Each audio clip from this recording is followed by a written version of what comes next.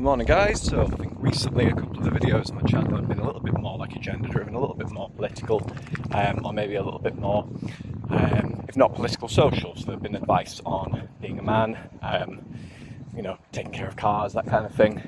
Stuff that does not have a direct corollary to me on the road to 100 grand and trying to prove that you can do it in a short period of time, stacking 100k, and it's doable, and that hopefully once I'm about 30, so about 3.5 years time now, I will have 100k, and beyond that we can certainly hope that it snowballs. Now at the moment,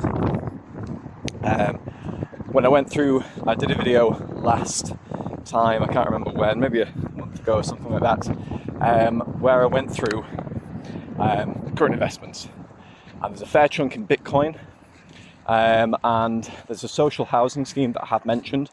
Now what I didn't say at the time was that actually that had gone bankrupt and that we're in the process of reclaiming that. So I could have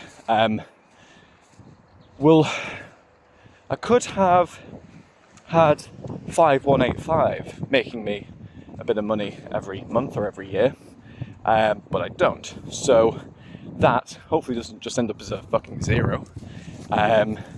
With some luck, we should be able to get it sorted out through a claims process, through like a scam. That's what we've been authorised to do, through like a scam claim process. And what we are anticipating to get back versus, what we're anticipating to get back from it, plus the few payments that we had come through before they had to go bankrupt. It's a long story, but long story short, they were working with a company that was actually scamming, and therefore they had to freeze their accounts, despite apparently being okay themselves. So I personally, I don't say we together, the half had more money in it, but me personally had less. So I had 505 in it, and hoping to maybe get back like we've probably lost like between 500 grand and that. So let's say it's like 4.5k that social housing thing is now, rather than 5185. So that'll be a little bit of a loss, but it's understandable, isn't it? You are going to take a few risks. That one was apparently quite a good one on the surface, but it didn't play out. Okay, unfortunate. I've mentioned in a few videos before that when I had quite a bit of money in Bitcoin, over 100 grand, I put a lot of it into other cryptos that didn't actually go anywhere and actually went to zero. So losing over 70, 80k was pretty bad. That was quite a tough lesson learned. So now losing maybe 800 quid is fine. And it's the cost of taking chances and, losing 800 quid once and just keeping money elsewhere in that case. Might just have to, of course, there's going to be drawbacks. So, not too fussed about that. I spent more time on it than I wanted, and I don't want it to come across as if it's something I think about a lot. It's probably just an update, really, but it's not something I think about a lot. So at the moment, I've got money in Bitcoin. That's obviously quite volatile. It's been down recently, which is fine. Therefore, I can buy more. I took money out of like a money box and what was the other trading platform? Hargreaves Lansdown account. And those are all in trading 212 now, just because it's cheaper.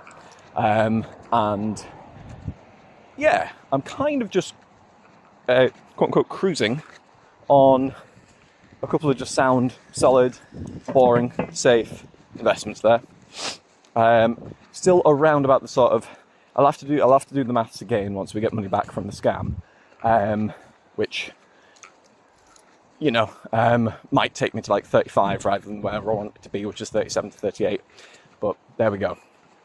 Another thing I wanted to discuss in this video was whether your home is an investment, because this is something I've been thinking about recently. Now, if you are renting, of course not. You're better off staying with your parents or something like that for a couple of years in the current market, and even building up a year or two of, savings after minimum wage, and just living really, really, cheap, should give you enough money to, get a good deposit together. If minimum wage right now is 27 grand, let's say it's 18, and you are going to pay your parents 250 quid a month in digs, or 300 quid a month in digs, or something like that.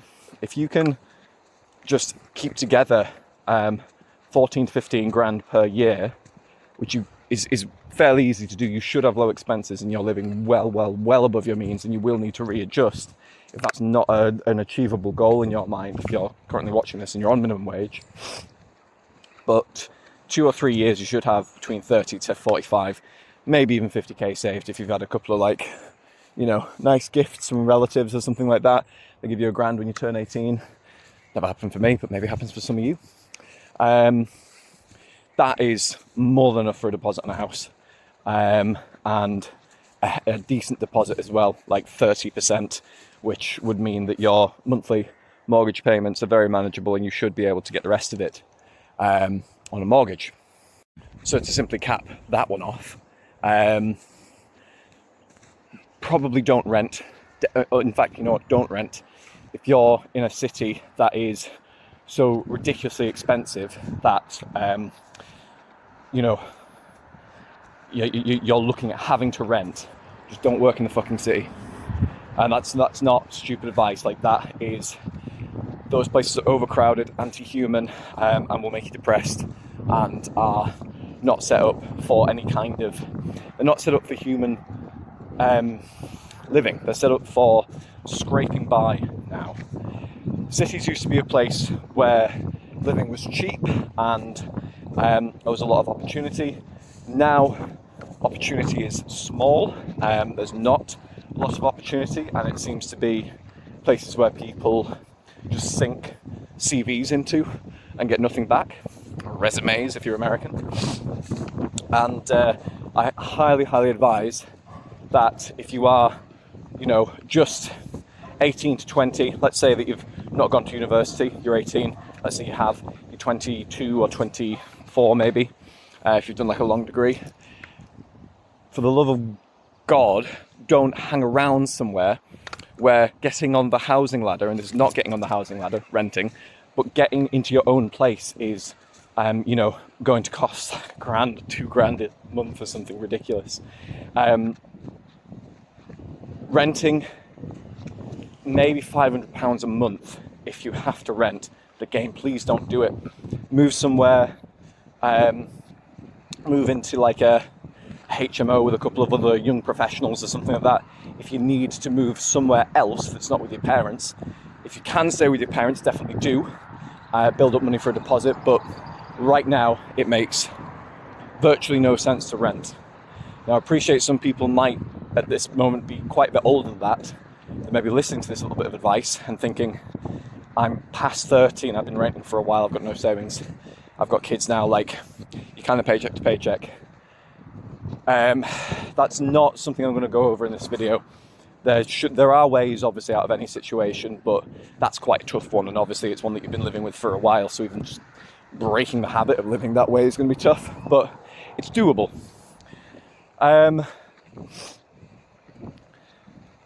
So that's my tirade against renting at the moment. Definitely don't do it at the moment. Buying a home, though, is it an investment? That's what I started off with this video saying. Is buying a home an investment? Now, in some ways yes, and in some ways no. If you listen to or read someone like Kiyosaki, who is quite a character, but I certainly wouldn't take all of his advice as gospel, some of it is actually quite useful. I would probably say that his advice is no, you do not buy a home. You need to be going where the money is. It's going to take up big chunks of capital that you could use for starting businesses, whereas rent, it's just, there's what I'm paying a month, there you go. That is not applicable to 99.99% of people, I would say. Yes, maybe there is a population of self-starting entrepreneurs who can literally move anywhere, find out what the market is, and it is far better for them to spend, 20 grand on starting up a business rather than putting down a deposit. Most people though, and again, I'm going to go back to that book, The Millionaire Next Door, and if you want to be a billionaire and you have some crazy idea that is make or break, maybe, renting and, spending more money on flights and moving to Thailand and renting there is a better use of your money than buying a home. The Millionaire Next Door, though, is a book that I'll often reference because one of the things that they find in that is that they own their homes and they don't like debt. They really don't like debt, and they live in paid off homes by the time they're like 40. So rather than the unachievable billionaire status, now if there's 50 of you watching this video, there cannot be 50 extra billionaires just coming in from nowhere, basically. So if there's 50 of you watching this, none of you are going to be billionaires. There is a chance that a few of you will be millionaires. So if that's you, and there's a pretty good chance, in my mind, that at 50 people, one of you will turn out to be a millionaire, then the Millionaire Playbook, as written in The Millionaire Next Door, is more like buying a house and paying it off soon. Using large deposits, minimizing debt, and that's what you want to do. So rather than renting, rather than Robert Kiyosaki's "or you want to go where the money is" kind of style, you probably need to think seriously about not moving out of your town. If you're in like a nice sort of rural area, like where I am, probably not moving out of there. Finding a business, having an idea yourself. Entrepreneurship is always a very good idea, or incentivized employeeship, working on commission. Those are very, very good indicators of how to become a millionaire. And you want to start a family. You need to start a family. It's your duty as a human being to start a family. All these things do require you putting down sticks at some point. The sooner you can do that, the better, I believe. And buying a home is a huge part of that. Is it an investment? In the eyes of a billionaire, probably not. It doesn't make sense to go from country to country, jet setting, putting down 20k a time. Now, on the other hand, it is in some ways. And the way that I see my house is part of my net worth is the home equity side of things, right? And the way you ought to see your house, in my mind, is, well, payments that go towards the capital of the house that actually paid off, that aren't interest. Payments, any money that goes towards that, are investments in a certain way. The average for house price increases in the UK is about 8 to 10%. But if you conservatively always think it's going to be 5, say, it's still going to double every sort of 14 years. It should be doubling about every 9 years or something like that. But if you conservatively plan on it being every 14 years, then you're slightly ahead of inflation, not by much to be fair, by 1 or 2%, but that is an appreciating asset that you're paying off. The interest is what you pay to live there. And I think this is the way that you ought to think about a house. Because if you rent, there's no side of that which goes into an appreciating asset like a house. There is no side of renting that goes into an appreciating asset like a house, at least for you. Maybe for your landlord, yes. With a mortgage, yeah, there's a chunk of that is going into the appreciating asset. So if you are looking at, it might not be great advice for a house that you're just doing a 2-year mortgage on, or maybe even a 5. But if you're looking at a house that's going to be your forever home, 15, 20 years or something like that is how long you're planning on living there. It's going to be where you have kids and probably where they fully grow up and eventually leave the nest. Overpaying on your mortgage and having big fat deposits is probably quite a good idea, because that's going to really minimize your debt and your interest. So much more money is going to be going to paying off the capital lump sum of what the house costs, and you're going to be minimizing your interest on it. So for me, I think that home equity is something of an investment.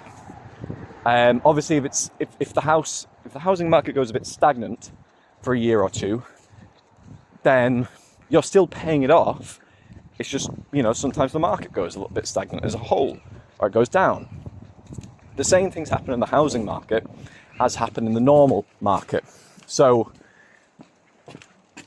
and given that the normal market as well roughly rises at about the same sort of rate as the housing market, it's probably not a bad idea, like I say, to think about payments on the house itself, actually paying it off. Those are investments. So if you overpay by £500 a month, then you have made £500 more of an investment into a appreciating asset. It's a nice little bonus that you can live there, but that's what you're paying the interest for. So, to make your house as much of an investment as possible, minimize your interest as much as possible. Obviously go for lower interest payments on your mortgage, duh. But if you can overpay, brilliant. It's certainly not a bad thing to invest into. If you're having if you've already got this is how much money I'm going to pay into investments per month, and you've already divvied that sort of thing out as well, great. Just when you get maybe make a bit of time or work a little bit harder, or consider putting money into the actual capital of your house, though, because that is going to be, like I say, worst case plan at being 5%. It's probably going to be more like 8% a year going up, which is quite good. Now, towards the end of a mortgage payment, you can do things like refinance, which sometimes is a good idea and sometimes is a bad idea. If you refinance and then loan it to a company, and that just so happens to be your company, which then holds the money, waits for a downturn in the market, and then buys other people's property, it's not a bad way of gaining a few more houses, okay, and starting a portfolio. Or if you're really, really hot on it, you can actually look at what parts of the country the housing prices go up in first, and then waiting for that to hit, basically, this is very complicated. That's not very complicated. The housing prices in this country do sort of ripple out from London in a funny way. If you know what's coming, then if you're further away from London, wait until the housing prices goes up, remortgage, and then go around and buy property in places that's about to go up from that point.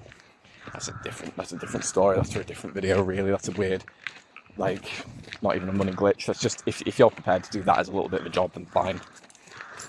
So, I think to wrap this one up, yeah, your home probably is an investment if you play it right. Just treat it more like this. You're slowly buying this asset. Imagine you're renting it. You're slowly buying this asset, and this is the key to thinking about it. Some of your payments go towards actually paying the thing off. Your interest is your rent for living in the thing. Think of it that way. So would you rather rent somewhere and never pay it off, never own it? Would you rather have a good chunk of that going towards paying it off and owning an appreciating asset, with one chunk being your rent, which is always less? Thank you very much for watching.